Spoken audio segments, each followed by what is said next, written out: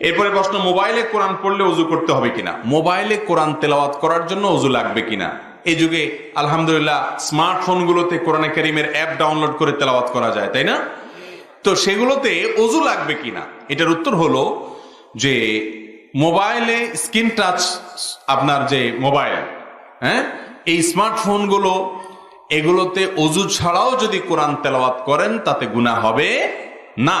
কারণ হলো কোরআনে কারীমকে আপনি সরাসরি যখন ধরবেন তখন আপনার ওযু থাকা লাগবে, কিন্তু মোবাইলের ভেতরে যে কোরআন আছে, যেটা সফট কপি বলা হয়, এই সফট কপি, এটা টাচ করা যায় না, ধরা যায় না। আপনি চাইলেও এটা ধরতে পারবেন।